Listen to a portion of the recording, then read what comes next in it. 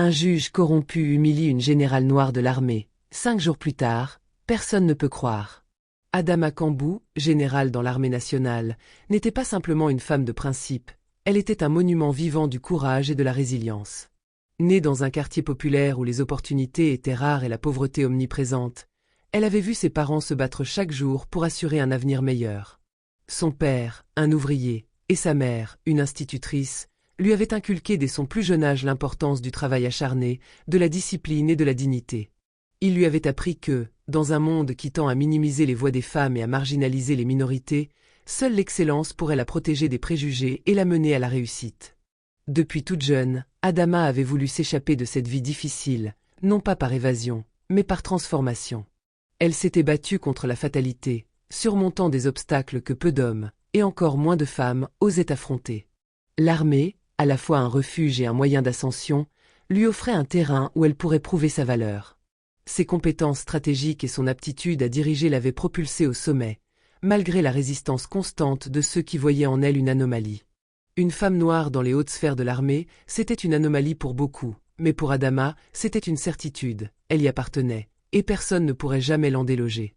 À 35 ans, elle était devenue la plus jeune générale de l'histoire de son pays, une distinction qui, loin de la rendre arrogante, l'avait transformée en modèle d'intégrité et de dévouement. Son ascension rapide n'avait pas été le fruit du hasard, mais d'une application stricte de principes immuables. Jamais elle ne se permettait de faillir à ses engagements, et chaque décision qu'elle prenait était dictée par ce qu'elle jugeait être le meilleur intérêt du pays. Ses subordonnés la respectaient non seulement pour sa compétence militaire, mais aussi pour son charisme et son leadership juste, et même ceux qui avaient des doutes sur elle, en raison de son sexe et de sa couleur de peau, étaient contraints de reconnaître son autorité. Les défis, cependant, ne cessaient jamais. Si elle avait réussi à s'imposer face aux critiques constantes de ses homologues masculins et aux doutes incessants liés à son identité, un incident allait bientôt survenir pour remettre en question tout ce qu'elle avait accompli et ébranler les fondations de sa carrière. Le tribunal, ce jour-là, n'était pas simplement un lieu de jugement, mais un espace où Adama allait se retrouver face à l'injustifiable, un système qui semblait vouloir la faire tomber. Il n'y avait rien de particulier dans l'apparence de la salle d'audience, mais quelque chose de suffocant dans l'atmosphère. L'odeur du bois poli des bancs et l'écho des voix murmures semblaient avoir une lourdeur étrange. Peu de gens étaient présents, mais ceux qui l'étaient, les témoins et ses avocats, semblaient gênés par la tournure de l'affaire. Adama connaissait bien l'armement juridique et judiciaire, ayant souvent témoigné dans des affaires relatives à la discipline militaire. Mais aujourd'hui, elle n'était pas là en tant que témoin, elle était l'accusée. Le juge Rousseau, un homme dans la soixantaine, réputé pour son apparente impartialité, la scrutait d'un regard perçant, presque dédaigneux, comme si elle n'était qu'une silhouette à condamner. À cet instant, Adama comprit que ce procès n'était pas seulement une affaire judiciaire, c'était un affrontement entre le pouvoir d'un homme et la dignité d'une femme. Rousseau, sans prononcer un mot au début, l'observait silencieusement, comme un prédateur étudiant sa proie. Adama, de son côté, savait que chaque mouvement serait décortiqué, chaque parole utilisée contre elle. Elle se tenait droite, les épaules serrées, son regard fixé droit devant, tout en étant pleinement consciente de la fragilité de ce moment. Son sang ne faisait qu'un tourquant. Enfin, Rousseau brisa le silence, mais ses mots étaient tout sauf neutres. « Madame Kambou, dit-il, d'un ton presque amusé, vous êtes accusée d'avoir abusé de votre pouvoir et d'avoir favorisé vos alliés personnels au détriment de la nation. Ce tribunal va examiner vos actions avec attention. » Leurs regards se croisèrent. Le ton de Rousseau ne laissait aucune place à la discussion. Il semblait vouloir la réduire à une simple pièce dans son jeu de pouvoir. Ses accusations étaient vagues, non fondées, mais les faits étaient immédiats. Chaque mot qu'il prononçait semblait être une goutte de poison, destinée à infecter l'image d'Adama.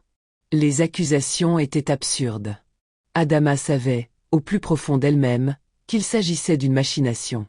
Elle n'avait jamais pris une seule décision contraire à l'intérêt de la nation. Ses alliés n'étaient que des collègues avec qui elle partageait des idées communes, mais Rousseau n'en avait cure. Il préférait se concentrer sur des insinuations, des accusations sans fondement, plutôt que sur les faits. C'était une attaque calculée, et chaque question posée n'était qu'un coup supplémentaire porté à son honneur. Adama le savait, mais elle gardait son calme. « Je ne suis pas impressionnée par votre grade, Madame Kambou. Vous êtes une femme dans un monde d'hommes. Et vous êtes noire. Cela suffira-t-il à convaincre ce tribunal de votre innocence ?» Ces mots tombèrent comme un coup de fouet. Un silence glacial envahit la salle. Adama sentit une chaleur monter en elle, un feu intérieur prêt à éclater. Mais au lieu de céder à la colère, elle prit une profonde inspiration. Elle était déjà entrée dans cette bataille bien avant ce tribunal, et elle n'allait pas se laisser déstabiliser par des paroles malveillantes. Mon honneur et ma carrière sont construits sur l'intégrité. Si ce tribunal est aussi aveugle à la vérité, alors il est la honte de ce pays, répondit-elle d'un ton glacé, les yeux fixés dans ceux de Rousseau, son regard fermement ancré dans celui du juge. Le juge haussait les sourcils, visiblement irrité par son audace. Il ne répondit rien. La salle d'audience, toujours sous le poids du silence, semblait être le reflet de la tension qui flottait dans l'air. Rousseau, qui pensait la briser avec ses paroles, se retrouvait face à une femme qui, loin d'être intimée par son autorité, se dressait plus fièrement que jamais. La justice n'était plus un simple processus judiciaire, elle devenait un champ de bataille où Adama n'était pas seulement en train de défendre sa carrière, mais aussi son honneur, sa dignité et sa place dans un monde qui, trop souvent, cherchait à l'écraser. La scène qui se déroulait dans cette salle d'audience, bien plus qu'un simple procès, devenait un symbole de la lutte des femmes, et en particulier des femmes noires, contre un système qui cherchait à les faire taire. Le procès s'acheva sur une note amère, laissant un goût de trahison dans la bouche d'Adama. À mesure qu'elle quittait la salle d'audience, chaque pas résonnait comme un écho d'injustice, et elle savait que ce n'était pas un jugement rendu sur des faits ou des preuves solides, mais plutôt une manœuvre politique, une tentative de déstabilisation. Le juge Rousseau n'avait pas simplement cherché à la condamner, il avait voulu la réduire au silence, la faire plier sous le poids de ses préjugés et de sa position. Adama avait été choisie comme cible, non seulement pour sa réputation de femme d'autorité, mais aussi pour son audace de s'imposer dans un monde où les hommes de son rang étaient nombreux et où les femmes, surtout les femmes noires, n'avaient pas leur place. Rousseau ne lui offrait même pas le droit d'être simplement jugé sur ses actions. Il l'accusait, sans détour, d'être une usurpatrice d'un pouvoir qu'il jugeait illégitime, car elle était femme, et plus encore, noire. Les médias, comme toujours, se faisaient l'écho de l'événement. Mais là où Adama s'attendait à un soutien fort de la part des journalistes, elle fut déçue. Certains louaient l'audace de Rousseau, qualifiant son attitude d'impérative et décisive, comme si la justice consistait à écraser un individu au nom de l'ordre. D'autres dépeignaient Adama comme une figure isolée, une exception dans l'armée, et non comme une pionnière qui avait tracé sa route avec discipline et équité. Pourtant, un autre murmure se faisait entendre parmi les quelques journalistes plus éclairés et les citoyens critiques. Une injustice se tramait, et Adama était la victime de cette farce judiciaire. Peu à peu, les premières voix s'élevèrent, pas seulement pour soutenir Adama, mais pour dénoncer la manière dont l'institution judiciaire semblait être utilisée pour faire taire toute forme de contestation des structures établies. Des groupes de femmes, des activistes des droits civiques, des personnalités politiques et des intellectuels commencèrent à prendre position, soulignant le traitement dégradant que Rousseau lui infligeait. Le pays commença à vibrer au rythme de cette indignation grandissante. Des pétitions circulaient, des rassemblements de solidarité se tenaient dans les grandes villes, et des milliers de personnes, notamment des femmes noires, se rassemblaient dans des manifestations silencieuses pour soutenir Adama. C'était comme si une onde de choc avait traversé le pays, ébranlant des certitudes bien ancrées. L'opinion publique, jusque-là largement indifférente, se tourna progressivement vers Adama, consciente que cette affaire allait bien au-delà d'une simple accusation de corruption. C'était une bataille contre la domination patriarcale et raciste, contre une justice qui n'était pas aveugle, mais complice d'un système oppressif. Malgré la pression, Adama demeurait implacable. Elle savait que l'issue de cette guerre judiciaire ne se jouerait pas seulement dans les salles d'audience, mais dans la capacité du pays à se regarder en face, à déconstruire les vieux stéréotypes et les préjugés enracinés. Elle se sentait piégée par la machine judiciaire qui l'écrasait lentement, luttant contre des vents contraires qu'elle avait déjà affrontés dans sa carrière militaire, mais l'ampleur de la trahison était un poids nouveau, difficile à supporter. Cependant, ce qui aurait pu être une défaite écrasante devint un catalyseur. Ses alliés, aussi discrets que puissants, s'activèrent dans l'ombre. Les rumeurs, d'abord insidieuses, prirent forme. Rousseau n'était pas ce juge impartial qu'il prétendait être. Il y avait des murmures de corruption, de transactions secrètes, de liens avec des lobbies puissants, et même de manipulations pour affaiblir Adama, dont l'influence montante devenait une menace pour certains cercles d'élite. 5 jours après le procès, le pays entier fut secoué par une révélation inattendue. Une enquête interne, menée par des acteurs influents du gouvernement, mit au jour des preuves accablantes sur Rousseau.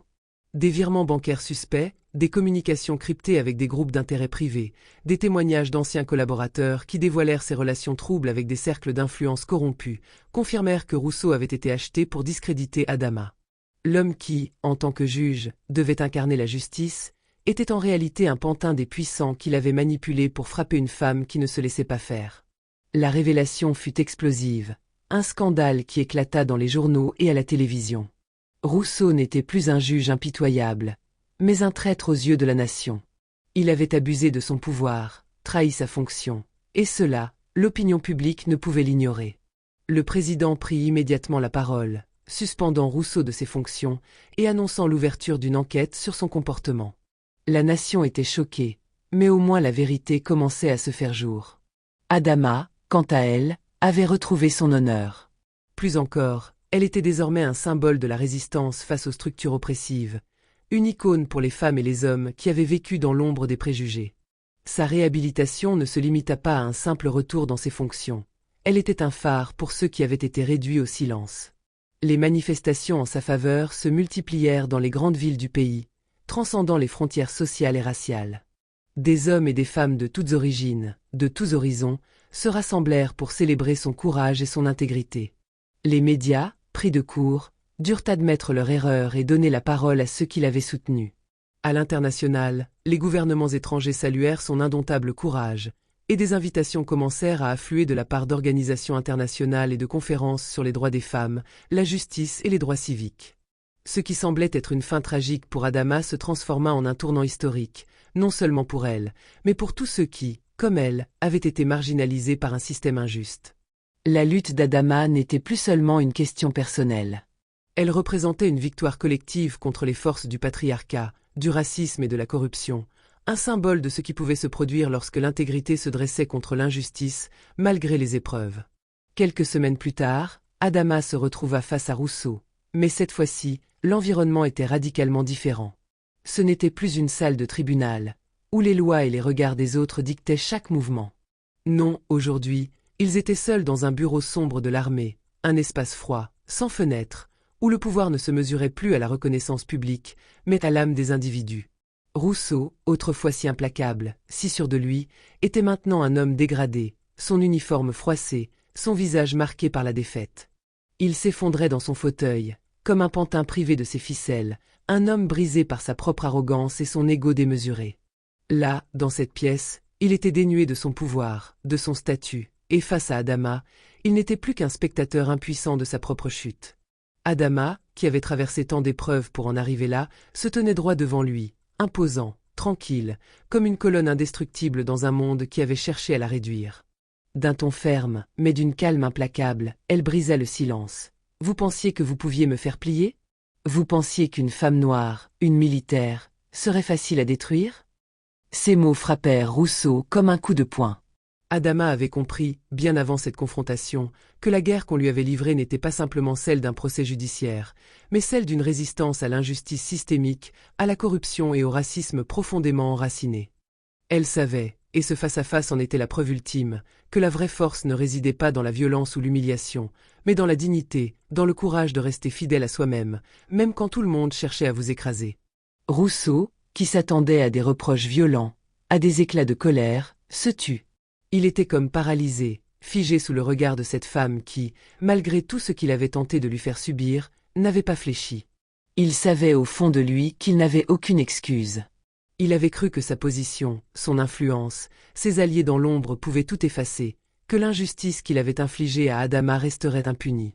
Mais il se trompait. Le pouvoir qu'il avait abusé pour tenter de détruire une femme noire, d'affirmer sa domination sur elle, n'était rien face à la force intérieure d'Adama. Elle n'avait pas simplement survécu à l'humiliation, elle l'avait transcendée. Ces mots résonnèrent une dernière fois dans le bureau. « Vous m'avez humilié publiquement, mais vous n'avez pas vu ma vraie force. Ce n'est pas le pouvoir que vous détenez qui détermine la valeur d'une personne, mais la dignité avec laquelle on porte ses combats. » Rousseau ne répondit pas, car il savait que chaque syllabe d'Adama était une vérité qu'il ne pourrait plus effacer, un coup porté là où il faisait le plus mal.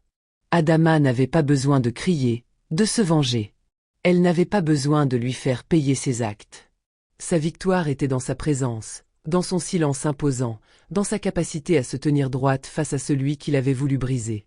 Rousseau, autrefois fier de son statut et de sa position, se retrouvait maintenant à la merci de son propre échec. Il n'était plus l'homme tout-puissant qu'il croyait être.